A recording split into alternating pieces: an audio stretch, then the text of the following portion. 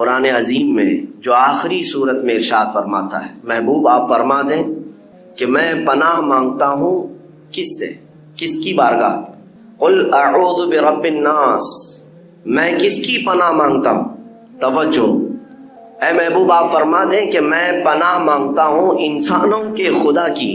رب الناس، انسانوں کا خدا۔ مولا میں تیری پناہ میں آنا چاہتا ہوں۔ اور وہ کون ہے؟ انسانوں کا خدا ملک الناس، انسانوں کا بادشاہ بھی ہے۔ الہ الناس، انسانوں کا خدا بھی ہے، معبود بھی وہی ہے، پالنے والا بھی وہی ہے، بادشاہ بھی وہی ہے، عبادت کے لائق بھی وہی ہے۔ اب کس چیز سے پناہ مانگتے ہو؟ من شر الوسواس الخناس، خناس کے، شیاطین کے وسوسوں سے، اس کے بہکاووں سے، ان کے ورغلانے سے پناہ مانگتا ہوں اللہ تبارک و تعالیٰ کی۔ اس پوری سورے میں آپ اگر محسوس کریں گے تو اللہ تعالیٰ نے انسانوں کا ذکر 5 مرتبہ کیا۔ الناس الناس الناس، انسان۔ یہ سمجھنے کی ضرورت ہے کہ انسانوں کے لیے اللہ تبارک و تعالیٰ اتنا مہربان ہے، اتنا مہربان ہے کہ اس کی ساری مخلوقات کے لیے کچھ قانون الگ ہیں، تمہارے لیے قانون الگ ہیں۔ قرآن میں بھی اللہ تعالیٰ نے فرمایا کائنات میں کوئی شے ایسی نہیں ہے جو اس کی حمد بیان نہ کر رہی ہو، ساری کی ساری مخلوقات تسبیح بیان کر رہی ہیں۔ لیکن روایت میں یہ بھی ہے کہ اگر کوئی چیز، پرندہ ہو کہ جانور ہو کہ درخت ہو کہ مچھلی ہو، چونٹی ہو، اگر ایک لمحے کے لیے بھی وہ اللہ کے ذکر سے غافل ہو جائیں تو ان کی موت آ جاتی ہے۔ ان کے لیے یہ قانون ہے، درخت اگر ذکر الہی سے ایک لمحے کے لیے غافل ہوا تو اسے سکھا دیا جاتا ہے یا اسے کاٹ دیا جاتا ہے۔ پرندہ شکار ہو جاتا ہے، مچھلیاں پھنس جاتی ہیں اگر ایک لمحے کے لیے ذکر خدا سے غافل ہو جائیں۔ حضرت ذوالنون مصری اپنی بیٹی کے ساتھ سفر میں تھے، سمندر میں، وہ کشتی میں مچھلیاں پکڑ رہے تھے، پکڑ پکڑ کر کے اپنی کشتی میں ڈال رہے تھے۔ ان کی بیٹی جو پیچھے بیٹھی ہوئی تھی وہ مچھلیاں اٹھا اٹھا کے پھر سمندر میں ڈال رہی تھی۔ کافی دیر کے بعد جب کنارے پہنچے تو انہوں نے دیکھا مچھلیاں کہاں ہیں۔ بیٹی سے پوچھا تو اس نے کہا کہ میں نے سب ڈال دیا۔ کہا ایسا کیوں کیا؟ کہا آپ نے تو فرمایا جو مچھلی ذکر خدا سے غافل ہوتی ہے وہی شکار ہوتی ہے، تو آپ کی جال میں وہ مچھلیاں آئی جو ذکر خدا سے غافل تھی، میں نے اس لیے انہیں دوبارہ ڈال دیا کہ مولا ہمیں بار بار مہلت دیتا ہے تو ہم انہیں کیوں مہلت نہ دیں۔ اب اندازہ کریں، میں یہ بات اس لیے عرض کر رہا ہوں کہ ان ساری مخلوقات کے لیے قانون تو یہ ہے کہ وہ اگر ذکر خدا سے غافل ہو جائیں تو مر جائیں، جل جائیں یا کٹ جائیں۔ لیکن اے انسانوں، ہمارا حال یہ ہے کہ اس خدا سے غافل رہنے والے کو بھی وہ کھلا رہا ہے، عبادت کرنے والے کو بھی کھلا رہا ہے۔ گناہ کر کے بھی انسان جی رہا ہے، نیکیاں کر کے بھی جی رہا ہے۔ یہ اس کی مہربانی اور رحمت ہے انسانوں پر خاص۔ ابراہیم علیہ السلام کی عادت تھی کہ وہ بغیر مہمان کے کھانا نہیں کھاتے تھے، بغیر مہمان کے ان کے ہاں دسترخوان ہی نہیں بچھتا تھا۔ ایک بار 2 دن ہو گئے کوئی مہمان نہیں آیا، آپ بھی کھانا نہیں کھائے۔ تیسرے دن راستے میں ایک ادھیڑ عمر کا کوئی شخص ملا، مسافر تھا۔ ابراہیم علیہ السلام نے اس سے ریکویسٹ کی کہ میرے گھر آج مہمان بن جا۔ وہ کیسے لوگ تھے کہ زبردستی اپنے گھر مہمان بلاتے تھے۔ مہمان نوازی میں پوری دنیا میں سب سے زیادہ مشہور ابراہیم علیہ السلام کی ذات تھی۔ تو وہ شخص آیا، ابراہیم علیہ السلام نے دسترخوان بچھائے اور کھانے رکھے، کہا اللہ کا نام لو اور شروع کرو۔ تو آنے والے نے کہا میں اللہ کو نہیں جانتا اور نہ ہی میں مانتا ہوں، میں اللہ کا نام لینے والا نہیں ہوں۔ تو ابراہیم علیہ السلام نے دسترخوان کھینچ لیا اور کہا اٹھ کر جا تو چل، اس لیے کہ میرے گھر کا ہر لقمہ اللہ کے نام سے ہی جائے گا۔ دسترخوان کھینچ لیا، وہ شخص چلا گیا۔ رب تبارک و تعالیٰ کی طرف سے وحی آئی، ابراہیم آج تمہارے دسترخوان پر اس نے میرا نام نہیں لیا، تم نے دسترخوان کھینچ لیا، پچھلے 50 سال سے وہ میرا نام نہیں لیتا، میں ہر وقت اسے کھلا رہا ہوں۔ انسانوں کا خدا اور ہے، یعنی انسانوں کے خدا جس کو ہم اس طور پر تصور نہ کریں کہ وہ سخت قسم کا ہمیشہ تمہارے لیے عذاب ہی لے کر بیٹھا ہے، نہیں میرے عزیزو۔ وسعت رحمتی کل شیء، قرآن کہتا ہے، اللہ فرماتا ہے میری رحمت نے ہر چیز کو گھیرے میں لے لیا ہے۔ اگر وہ ہم پر رحم نہ کر رہا ہوتا تو پھر ہمارے ہر گناہ پر آج پکڑ کر رہا ہوتا، ہر ایک گناہ کے بدلے ایک ایک نعمت چھین لیتا ہم سے، لیکن ایسا نہیں ہوا ہے۔ عدل تو یہی ہے، انصاف تو یہی ہے کہ اس کی زمین ہے، اس کا آسمان ہے، اس کی ہوا ہے، اس کی کائنات ہے، اور اسی کی کائنات میں رہ کر بندہ جب اسی کی نافرمانی کر رہا ہے تو پھر انصاف تو یہ چاہتا ہے کہ نافرمانی کرنے والے کی پکڑ کی جائے۔ اگر تم ایک نماز نہیں پڑھے تو ناک کاٹ دی جائے گی، دوسری نہیں پڑھو گے تو دانت توڑ دیے جائیں گے، تیسری نہیں پڑھو گے تو ہاتھ توڑ دیے جائیں گے۔ کیا ایسا ہو رہا ہے؟ نہیں ہوتا۔ تو رب تبارک و تعالی ہم بندوں پر عدل نہیں بلکہ فضل فرما رہا ہے، فضل فرما رہا ہے۔ دو باتیں عرض کر کے میں اپنی بات کو سمیٹ لیتا ہوں۔ میرے عزیزو، اللہ تبارک و تعالیٰ اپنے بندوں پر کس قدر مہربان ہوتا ہے۔ اسی لیے اس سورے میں اللہ تعالیٰ نے اپنے حبیب سے فرمایا کہ اے محبوب آپ فرما دیں کہ پناہ مانگنا ہے تو رب الناس کی پناہ مانگو۔ اعلیٰ حضرت امام محمد رضا خان فاضل بریلوی رضی اللہ تعالیٰ عنہ نے اس روایت کو نقل فرمایا اور فرماتے ہیں سلمہ بن اکوا سے پوچھا گیا تمہیں خوف نہیں تھا، ڈر نہیں تھا؟ 400 لوگوں کو اکیلے دوڑاتے چلے گئے، مدینے سے باہر بھی چلے گئے، تو جانتے ہیں کون سی طاقت تھی ان کے پاس، سلمہ بن اکوا کے پاس، جو ان کو خوف سے آزاد کر رکھی تھی؟ فرماتے ہیں ایک بار رسول اللہ صلی اللہ علیہ وسلم صحابہ سے بیعت لے رہے تھے، ہاتھ میں ہاتھ لے کر بیعت کر رہے تھے، تو سب حضور کے پاس ہاتھ دے رہے تھے، بیعت کر رہے تھے۔ حضور نے مجھ سے کہا سلمہ بن اکوا آ جاؤ تم بیعت کر لو میرے ہاتھ پر۔ میں نے عرض کیا یا رسول اللہ پہلے ہی میں بیعت کر چکا ہوں، ایک بار وہ بیعت کر چکے تھے۔ حضور نے فرمایا دوبارہ کر لو، اس میں کیا حرج ہے؟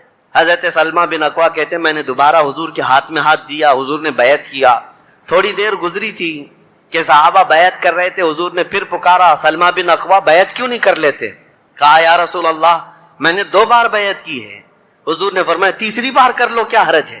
وہ حضرت سلمہ بن اکوا کہتے ہیں میں نے اپنا ہاتھ رسول اللہ کے ہاتھ میں تیسری بار دیا اور بیعت کیا، اور اس کے بعد جب نکلا حضرت سلمہ بن اکوا کہتے ہیں مجھے اس ہاتھ پر اتنا بھروسہ تھا کہ دنیا کی ہر طاقت کو دھول چٹا سکتا تھا کہ رسول اللہ کے ہاتھ میں دیا ہوا ہاتھ ہے۔ ان کے پاس جو بے خوف ہونے کے لیے کوئی دولت تھی نا، بے باک، ان صحابہ کو اگر کوئی چیز بناتی تھی تو یہی چیز ہے عشق مصطفیٰ، محبت مصطفیٰ، جس کو بریلی کے امام نے فرمایا ہے خوف نہ رکھ رضا ذرا تو ہے عبد مصطفیٰ، تیرے لیے امان ہے، تیرے لیے امان ہے۔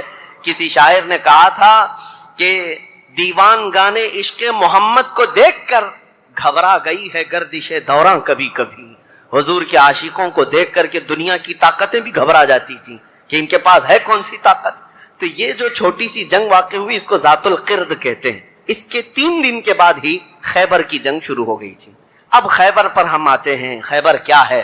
تقریباً مدینہ طیبہ سے 320 کلومیٹر دور یا 300 کلومیٹر کے قریب ایک بستی ہے جس کو خیبر کہتے ہیں۔ خیبر یہودیوں کا گڑھ ہے، یہودیوں کا مرکز، اور اس وقت سے لے کر کے حضور صلی اللہ تعالیٰ علیہ وسلم کی مدینہ طیبہ آمد سے بھی کافی پہلے سے خیبر میں یہودیوں نے ایسا اپنا وہ جمایا ہوا تھا کہ پورے عرب کے سب سے بڑے مالدار یہودی خیبر میں رہتے تھے، اور جنگی طاقت بھی سب سے زیادہ ان کے پاس تھی، اور غرور اور گھمنڈ اتنا تھا، پیسوں پر بھی اور جنگ پر بھی، طاقت پر بھی، کہ وہ کسی کو بھی ڈرا دیتے تھے۔ اور جب سے نبی پاک صلی اللہ علیہ وسلم مدینہ طیبہ آئے ان کی دشمنی اتنی بڑھ گئی تھی کہ آپ کو معلوم ہونا چاہیے کہ جو جنگ خندق ہوئی تھی اس کا واقعہ بھی میں نے تفصیل سے بتا دیا۔ مدینہ طیبہ جنگ خندق جس وجہ سے ہوئی اس کا سبب یہودی تھے۔ یہودیوں نے مکہ کے کافروں کو، مشرکوں کو، نجد کے کافروں کو سب کو جمع کیا تھا اور پانی کی طرح پیسہ بہایا تھا جنگ میں۔ 12,000 لوگوں کو رسول اللہ کے خلاف اکٹھا کیا تھا یہودیوں نے۔ یہ خیبر کے یہودی تھے، کیونکہ نبی پاک صلی اللہ تعالیٰ علیہ وسلم جب تشریف لائے تھے 2 قبیلے یہودیوں کے مدینے میں آباد تھے، بنو نذیر اور بنو قریظہ۔ آپ کو میں نے سیرت کے بیان میں یہ بھی بتا دیا تھا، اور یہ دونوں قبیلوں نے حضور صلی اللہ علیہ وسلم کے ساتھ غداری کی تھی، وعدہ خلافی کیا، معاہدہ جو تھا اس کو توڑ دیا۔ اس کی وجہ سے ان یہودیوں کو جو مدینے میں رہتے تھے جلا وطن کر دیا گیا تھا، نکال کر باہر کر دیا گیا۔ تو جتنے مدینے سے نکالے ہوئے یہودی تھے وہ سب خیبر میں جا کر جمع ہو گئے تھے۔ خیبر میں جا کر کے ان لوگوں نے اڈا بنا لیا تھا، اور ڈیلی ان کی صرف اور صرف یہی منصوبہ بندی ہوتی تھی کہ محمد صلی اللہ علیہ وسلم اور ان کے ساتھیوں کو کیسے مارا جائے، کیسے قتل کیا جائے۔ کوئی بھی دور دراز سے اگر چھوٹی سی دشمنی رکھتا تھا رسول اللہ سے تو یہ یہودی خیبر کے پورا کا پورا مال ان کے پاس بھیجتے اور ان کو کھڑا کرتے کہ تم جاؤ، ہم سپورٹ میں ہیں، ہم سپورٹ کریں گے۔ ساری جنگوں میں مشرکوں کا سپورٹ کرتے تھے۔ اب میں آپ کو بتاؤں جن کے دلوں میں اتنا زہر بھرا ہوا تھا رسول اللہ صلی اللہ علیہ وسلم کی دشمنی کا، اب ان لوگوں نے دیکھا کہ یہ اب ان کی طاقت بڑھتی جا رہی ہے، اور بادشاہوں کو تک ان لوگوں نے اسلام پیش کر دیا، اور اسلام اب مکہ مدینے کا نہیں رہ گیا، اب تو ایران بھی چلا گیا ہے، مصر بھی چلا گیا ہے، حبشہ بھی چلا گیا ہے، یمن بھی چلا گیا ہے، تو ان کے پیٹ کا درد اور بڑھ گیا۔ ان لوگوں نے پھر اب فیصلہ کرنا شروع کیا کہ اب سارے لوگوں کو جمع کرتے ہیں۔ ایک قبیلہ تھا بنو غطفان، یہ مشرکوں کا قبیلہ تھا اور وہ جنگی طاقت بہت زیادہ رکھتے تھے۔ اس وقت عرب میں وہ نڈر مانے جاتے تھے۔ یہودیوں نے ان کو بلا کر کے جنگ کا پلان کیا کہ مدینے پر اچانک چڑھائی کریں گے اور تہس نہس کر کے رکھ دیں گے، کسی کو خبر بھی نہ ہو، پورے مدینے کی اینٹ سے اینٹ بجا دیں گے۔ انہوں نے پلان کیا راتوں رات، لیکن مخبر صادق رسول اللہ صلی اللہ تعالی علیہ وسلم کا حال یہ ہے، اور کوئی غیب کیا تم سے نہاں ہو بھلا۔ نبی پاک صلی اللہ تعالی علیہ وسلم کو خبر ہوئی کہ یہودیوں نے میٹنگ کی ہے اور راتوں رات مدینے پر چڑھائی کرنے والے ہیں۔ دوسرے دن حضور پاک صلی اللہ تعالی علیہ وسلم نے صحابہ کو جمع کیا، تو جتنے صحابہ تھے سب جمع ہو گئے، تقریباً 1600 صحابہ تھے۔ کتنے؟ 1600 صحابہ۔ 1600 صحابہ مدینہ طیبہ سے نکل پڑے حضور کے ساتھ کہ ان یہودیوں کو خیبر سے نکلنے سے پہلے ان کا راستہ ہم روکیں گے کہ مدینے پر کوئی بھی چڑھائی نہ کر سکے۔ جب رسول اللہ صلی اللہ علیہ وسلم صحابہ کو لے کر چل پڑے، چال الٹی پڑ گئی۔ یہودیوں نے یہ سوچا تھا کہ مدینے پر اچانک حملہ ہوگا، کسی کو کانوں کان خبر نہیں ہوگی، لیکن ایسا ہوا کہ 8 دن کے بعد اچانک حضور خیبر پہنچ گئے، ان کو کانوں کان خبر بھی نہیں ہوئی۔ نبی پاک صلی اللہ تعالی علیہ وسلم صحابہ کے ساتھ جب پہنچے، صبح صبح ہو رہی تھی، خیبر کی وادیوں میں حضور داخل ہو رہے تھے، تو یہودی اپنے اپنے کھیتوں میں کام کرنے کے لیے جا رہے تھے۔ جیسے ہی مدینے کی فوج کو دیکھا، ہیبت طاری ہو گئی، الٹے قدم اپنے قلعوں میں واپس بھاگتے رہ گئے اور چیخ مارتے رہ گئے کہ محمد بھی آئے ہیں اور مسلمان بھی آئے ہیں۔ حضور صلی اللہ علیہ وسلم نے ان کی چیخ و پکار کو سنا تو ایک جملہ فرمایا۔ حضور صلی اللہ علیہ وسلم فرماتے ہیں، جن کافروں کی وادی میں ہم اتر پڑے ان کی صبح خراب ہو ہی جاتی ہے، اور یہ خیبر اب برباد ہوگا۔ حضور کے الفاظ تھے، جملہ نکلا۔ صحابہ کرام اتنی جوش سے نعرہ لگا رہے تھے کہ یہودیوں کے سارے قلعے صحابہ کی آواز سے گونجنے لگے۔ خیبر میں 8 قلعے تھے، 8 مشہور قلعے۔ انہوں نے بہت مشہور اس وقت کی طاقتور یعنی عمارتیں ایسی بنا رکھی تھیں کہ ان کا یقین تھا کہ کوئی ان قلعوں کو توڑ نہیں سکے گا۔ اور حد تو یہ ہے کہ آج 1400 سال گزر گئے، ابھی بھی وہ قلعے موجود ہیں، آج بھی موجود ہیں خیبر میں۔ وہ قلعوں کے باقیات، کھنڈرات ابھی بھی موجود ہیں۔ اب آپ اندازہ کریں کہ 14 صدیاں گزرنے کے بعد اب بھی وہ قلعے ہیں، تو اس وقت کتنے محفوظ رہے ہوں گے، کتنے مضبوط رہے ہوں گے۔ ان کو بڑا غرور تھا۔ 8 مشہور قلعے تھے، قلعہ نائم، قلعہ نطات، قلعہ قموس، ان کے نام تھے الگ الگ، ہر قلعہ الگ الگ کاموں کے لیے استعمال ہوتا تھا۔ اب نبی پاک صلی اللہ تعالی علیہ وسلم خیبر جب پہنچے، 1600 صحابہ ہیں۔ اب سنیے، ایک قلعہ نائم تھا جس میں سارا ذخیرہ تھا، کھانا پانی اور سب کچھ وہاں پر تھا، اور اس کی ذمہ داری سلام بن مشکم نام کا ایک یہودی، وہ بہت ہی بغض و عداوت میں بھرا ہوا یہودی تھا، اس کے ذمہ تھی۔ اور قلعہ قموس جو سب سے بڑا قلعہ تھا، اس کی ذمہ داری مرحب نام کے یہودی کے پاس تھی۔ اور مرحب وہ شخص ہے جس کے بارے میں مشہور تھا کہ وہ 1000 لوگوں سے تنہا لڑ سکتا، 1000 انسانوں کی طاقت تھی جس کے پاس، اس کا نام مرحب تھا۔ پورے خیبر کے یہودی اس سے ڈرتے تھے۔ اور قلعہ قموس جو سب سے بڑا قلعہ تھا، وہ اس کے انڈر میں ہوا کرتا، سب ان کی تقسیم تھی۔ اب جب نبی کریم صلی اللہ تعالی علیہ وسلم شروعات فرمائی تو قلعہ نائم جو قریب تھا آبادی سے، اس پر چڑھائی شروع کر دی۔ تو جو صحابہ وہاں گئے تھے قلعہ نائم، تو صحابہ اکرام کو سخت مصیبت اٹھانی پڑی، کیونکہ اتنی سخت گرمی تھی کہ جس کی وجہ سے حلق میں کانٹے پڑ جاتے تھے پیاس کی شدت سے۔ کئی صحابہ اس میں شہید ہوئے۔ آخرکار قلعہ نائم فتح ہو گیا۔ ایک قلعہ فتح ہوا، دوسرا فتح ہوا، تیسرا فتح ہوا، قلعے اس طرح سے فتح ہونے لگ گئے۔ یہودیوں کی تعداد میں آپ کو بتاؤں، یہ 1600 صحابہ تھے، اور یہودی اس وقت خود اور قبیلہ بنو غطفان جو مشرکوں کا قبیلہ تھا، ان کو بھی جنگ کے لیے اپنے قلعے میں بلا لیا تھا۔ کل تعداد سب کی ملا کر 8000 ہو چکی تھی۔ 8000 لوگ 1600 لوگوں سے ڈرے ہوئے، سہمے ہوئے قلعوں میں بندے ہیں، کوئی باہر نکلنے کو تیار نہیں۔ اب اس کے بعد یہ خیبر کا معاملہ بڑھتا گیا۔ اس میں ہوا یہ کہ آخری جو قلعہ تھا قلعہ قموس، یہ سب کے بس کی بات نہیں تھی۔ بہت مضبوط قلعہ، اور جو آدمی اس کا سپہ سالار ہے، شہ سوار ہے، وہ مرحب ہے۔ پورا عرب جانتا تھا اس کی طاقت کو۔ پہلے دن نبی کریم صلی اللہ تعالیٰ علیہ وسلم نے صحابہ کی ایک جماعت حضرت ابو بکر صدیق رضی اللہ تعالیٰ عنہ کی سپہ سالاری میں بھیجی. حضرت ابو بکر صدیق آئے, بہت ہی جاں بازی اور بہادری کے ساتھ لڑائی کی, لیکن وہ اتنا سخت تھا کہ یہودیوں کی طرف سے بہت سخت طریقے سے ڈیفنس ہوتا تھا. صحابہ پیچھے ہٹ گئے, کچھ شہید ہوئے, کچھ زخمی ہوئے, واپس آئے. پھر دوسرے دن سیدنا عمر ابن خطاب رضی اللہ تعالیٰ عنہ کے حوالے حضور صلی اللہ علیہ وسلم نے فرمایا. حضرت عمر فاروق رضی اللہ تعالیٰ عنہ گئے, صحابہ کی ایک جماعت تھی, لیکن آج کا دن اور زیادہ سخت ہو گیا. سارے یہودیوں نے اپنی طاقت جھونک دی قلعہ قموس کو بچانے کے لیے. حضرت عمر فاروق رضی اللہ تعالیٰ عنہ صحابہ کی جماعت کو لے کر شام میں واپس آ گئے. اب یہ محاصرہ بڑھ گیا, 20 دن چلا کنٹینیو محاصرہ ان قلعوں کا, لیکن فتح ہونے کا نام نہیں تھا.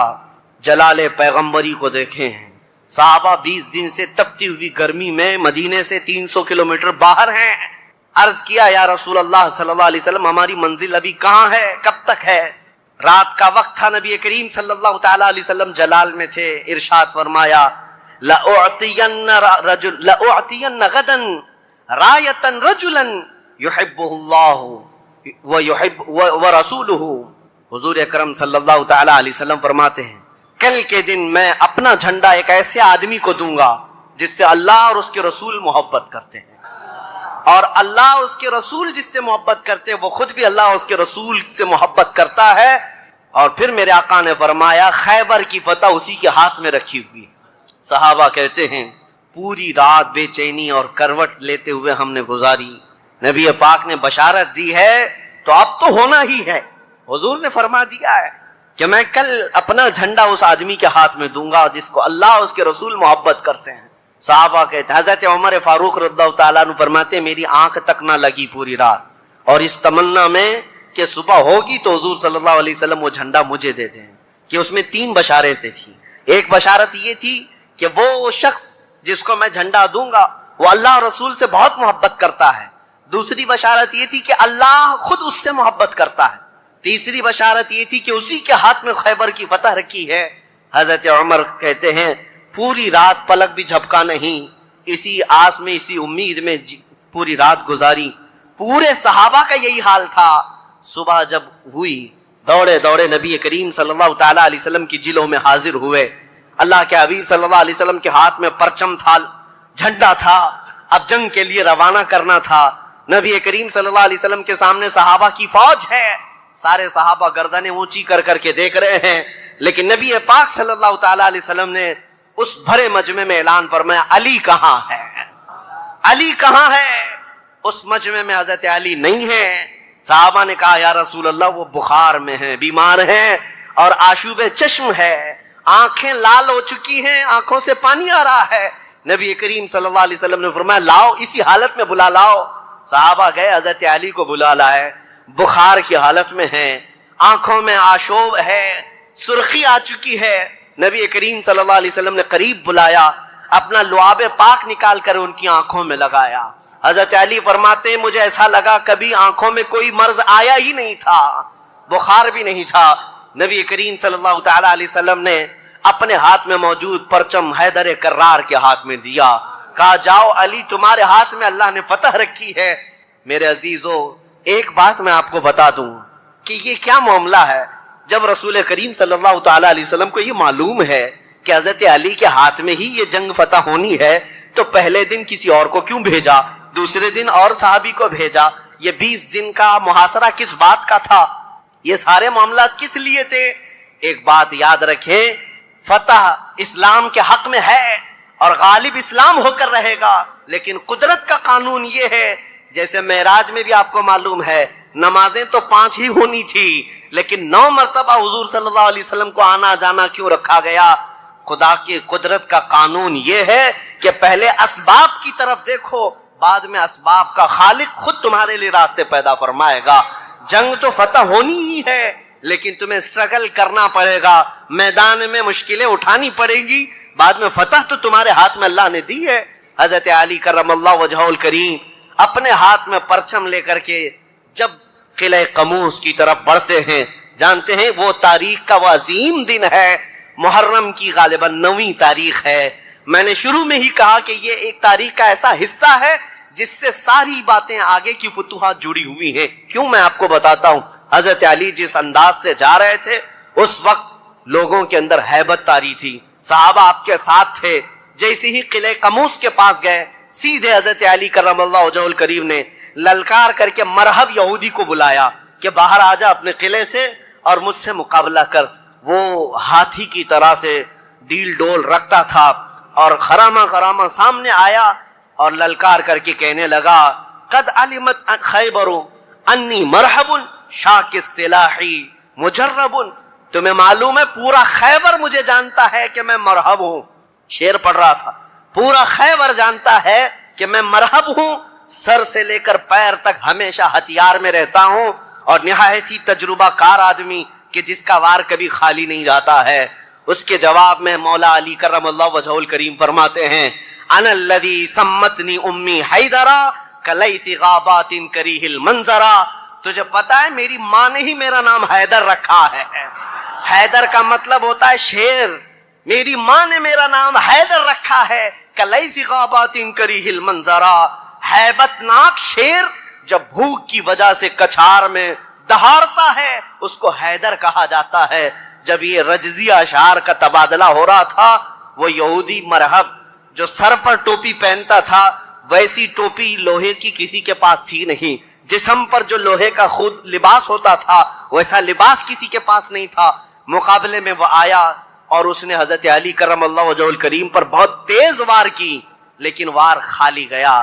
حضرت علی کرم اللہ وجہہ الکریم پر کوئی وار نہیں آیا.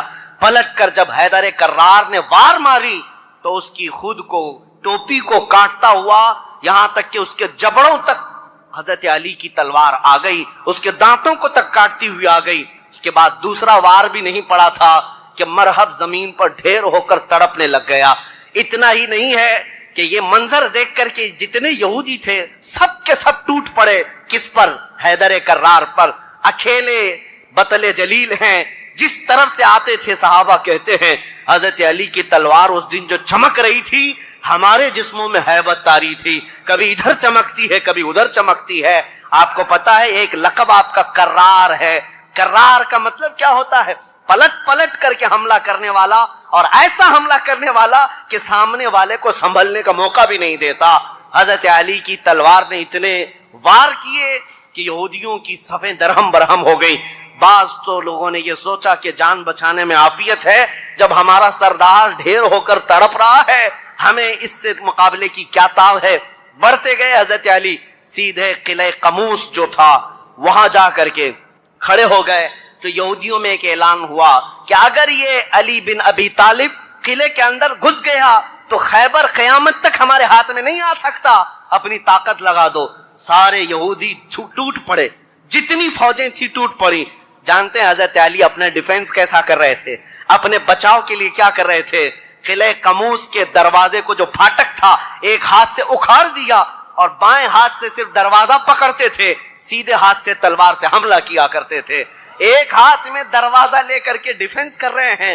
ڈھال بنائے ہوئے ہیں جہاں سے تیر آئے یا تلوار آئے اس دروازے سے آپ نے اپنے آپ کا ڈیفنس کیا ہے. صحابہ کہتے ہم دیکھتے رہے وہ دروازے کو ایسے اپنے ہاتھ میں نچا رہے تھے جیسے کوئی چھوٹا کھلونا اپنے ہاتھ میں نچایا جاتا ہے. حضرت علی کرم اللہ وجہہ الکریم نے اس قلعے کا پھاٹک توڑ دیا جس کو 20 دنوں سے صحابہ جا کر کے آ رہے تھے توڑ نہ سکے تھے. پھر اس کے بعد جب جنگ ٹھنڈی ہوئی بعض لوگ یہ کہتے ہیں کہ قلعے کا پھاٹک اٹھا کر کے پھینک دیا. پھینکا نہیں. پوری جنگ بھر حضرت علی اس دروازے کو پکڑ کر کے جنگ کرتے رہے اور قلعے کے اس دروازے کو اپنی ڈھال بنائے رہے. جب یہودی سرد پڑ گئے ٹھنڈے پڑ گئے تو اس قلعے کے دروازے کو آپ نے اٹھا کر پھینک دیا.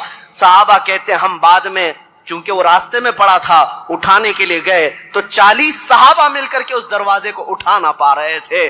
جو تنہا حیدر کرار اتنی دیر تک اپنے ہاتھ میں لے کر کے لڑتے رہے. کون ہے یہ حیدر کرار؟ یہ وہی حیدر کرار ہے جب رسول اللہ صلی اللہ علیہ وسلم نے مکہ مکرمہ میں سب سے پہلے اسلام کی دعوت دی تھی تو مکہ والوں نے انکار کیا تھا. 9 سال کا ایک بچہ کھڑا ہوا تھا، کہا یا رسول اللہ میں آپ کے دین کی حمایت کروں گا۔ پتلی پتلی ٹانگیں تھی، کمزوری تھی، رسول اللہ نے اس 9 سال کے بچے کو دیکھا اور سینے سے لگایا اور بارگاہ رب العزت میں عرض کیا کہ مولا اس کی ٹانگوں میں اور اس کی بازوؤں میں تو طاقت عطا فرما۔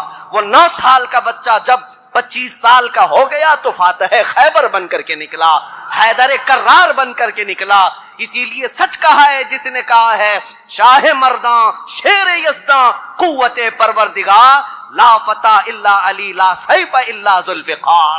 یہ ہے جس کا مطلب یہ ہوتا ہے فارسی میں شاہ مرداں شیر یزداں۔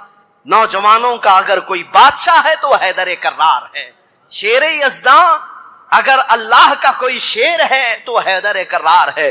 قوت پروردگار، اللہ کی طاقت کا مظہر دیکھنا ہے تو علی بن ابی طالب ہے۔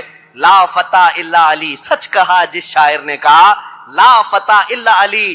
پورے لوگوں میں اگر جوان کوئی کہانے کے لائق ہے تو علی بن ابی طالب کا نام ہے۔